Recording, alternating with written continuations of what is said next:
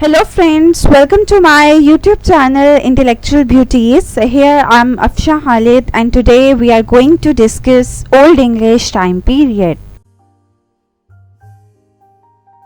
सबसे पहले हम ओरिजिन के हवाले से बात करते हैं and we see that Celts lived in Britain.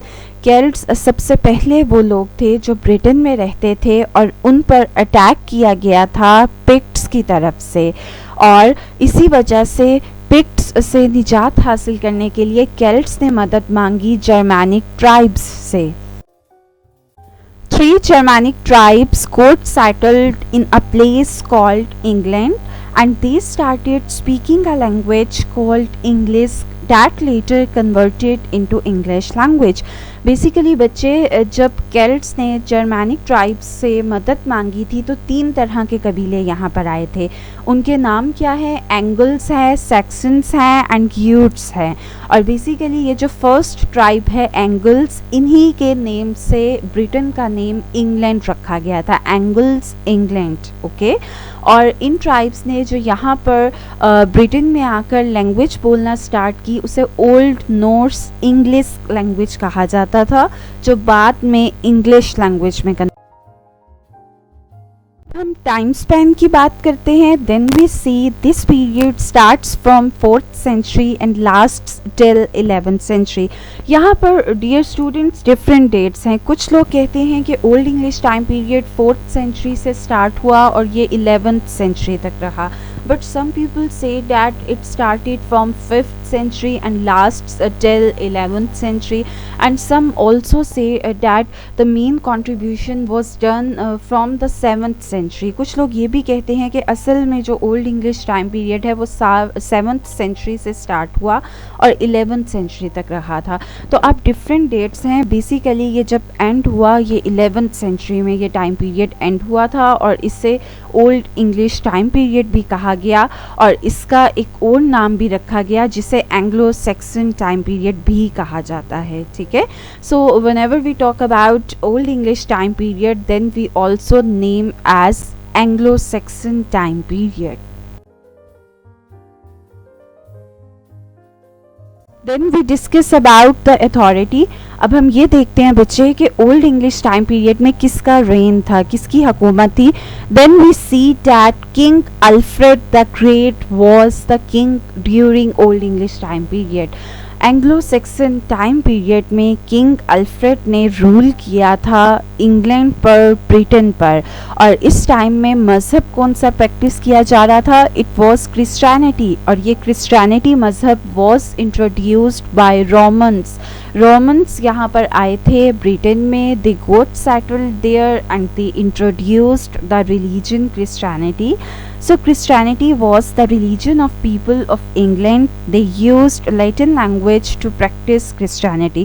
Basically यहाँ के लोगों ने क्रिश्चियनिटी को प्रैक्टिस करने के लिए लातीनी ज़ुबान को इस्तेमाल किया था. Characteristics of the age. 2 languages at the same time were used. अब बच्चे, इस ज़माने में जिसे एंग्लो सैक्सन टाइम पीरियड भी कहा जाता है और ओल्ड इंग्लिश टाइम पीरियड भी कहा जाता है, 2 लैंग्वेजेस सबसे ज़्यादा यूज़ की गई थी लोगों की तरफ से. The very first was the Germanic और ओल्ड नॉर्स इंग्लिश लैंग्वेज. जो जर्मैनिक ट्राइब्स यहाँ पर आकर सेटल्ड हुए थे उन्होंने इंग्लिश लैंग्वेज को बोलना स्टार्ट किया. And the second one was the Latin language, और ये ज़ुबान बोली जाती थी जो रोमन्स आए थे यहाँ पर, वो सेटल्ड हुए और क्रिश्चियनिटी को प्रैक्टिस करने के लिए इस ज़ुबान को यूज़ किया जाता था. Agricultural life was the main characteristics of the age. Basically people worked as farmers and grew crops. इस ज़माने में बच्चे, जो लोगों ने ज़्यादातर ज़िंदगी गुजारी थी वो फार्मिंग प्रोफेशन में गुजारी. बेसिकली उन्होंने किसान बनकर काम किया और फसलों की काश्त करना और इसको प्रमोट करना, इस तरह की एक्टिविटीज़ की गई थी.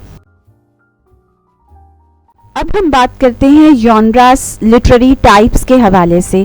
ओल्ड इंग्लिश टाइम पीरियड में जो जॉनरा और टाइप ऑफ लिटरेचर सबसे ज़्यादा प्रोमिनेंट हुआ था उसे पोइट्री का नाम दिया गया। And at this time poetry was found in two forms, दो तरह की फॉर्म्स में पोइट्री थी जिसे टू ग्रुप्स में कन्वर्ट किया गया। Group one was the pagan poetry and the example is Beowulf, whereas the group 2 is the religious poetry and the example is the hymn of praise। अब ये देखिए बच्चे, पैगन पोइट्री क्या होती है? जो नॉन बिलीवर्स होते हैं, बेसिकली जो क्रिश्चियनिटी पे बिलीव नहीं करते।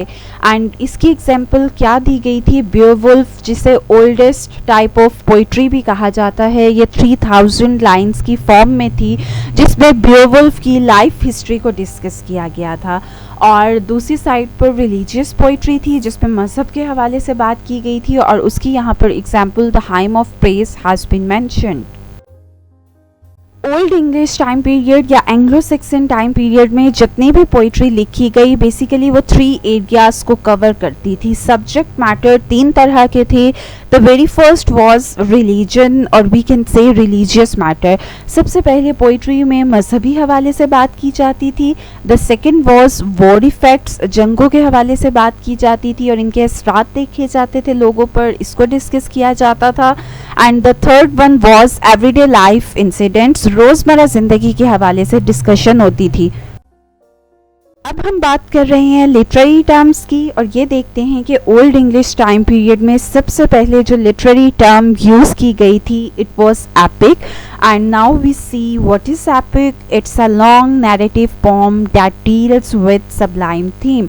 बेसिकली एपिक एक बहुत बड़ी, एक बहुत लंबी नज़्म होती है जिसमें किसी भी रिलीजियस मैटर के हवाले से डिस्कस किया जाता है।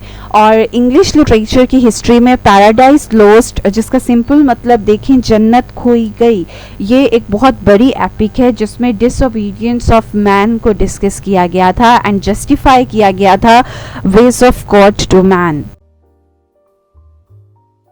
एक ओल्ड लिटरेरी टर्म पर भी काम किया गया and it was defined as elegy. इसे एलिजी कहा गया and it's a sad poem that expresses sorrow for someone who is dead.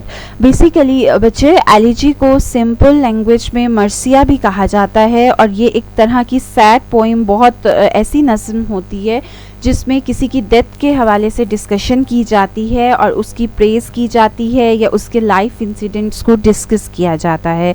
और यहाँ पर एलिजी की एक एग्जाम्पल मेंशन की गई है जिसे एडोनिस कहा गया है। Okay,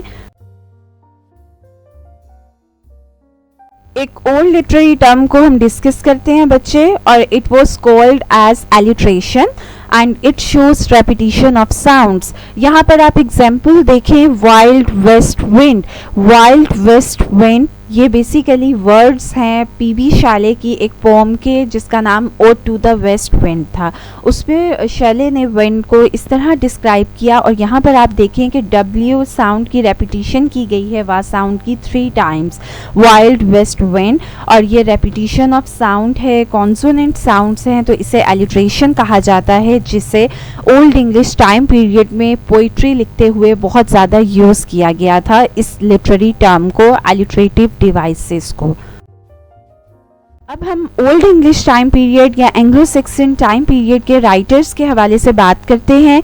कैटमन and कैनवुल्फ are poets. इस ज़माने में 7th सेंचुरी में 2 पोइट्स आए थे जिनके नाम कैटमन एंड कैनवुल्फ हैं और इन्होंने पोइट्री पर बहुत ज़्यादा काम किया। Bede is the post writer and is known as the father of English learning. Bede भी बहुत इंपॉर्टेंट राइटर हैं जिन्हें फादर ऑफ इंग्लिश लर्निंग का टाइटल दिया गया था। And king Alfred is the great translator of old English time period. Old English time period में या एंग्लो सेक्सन टाइम पीरियड में king Alfred as a king आए थे। इन्होंने ब्रिटेन पर हुकूमत की और ये लिटरेरी स्कॉलर थे, बहुत अच्छे ट्रांसलेटर थे जिन्होंने ओल्ड इंग्लिश में बहुत ज़्यादा ट्रांसलेशंस की थी। So today's topic was Old English time period. Hope you all understand and please like and subscribe my YouTube channel for further videos. Thank you.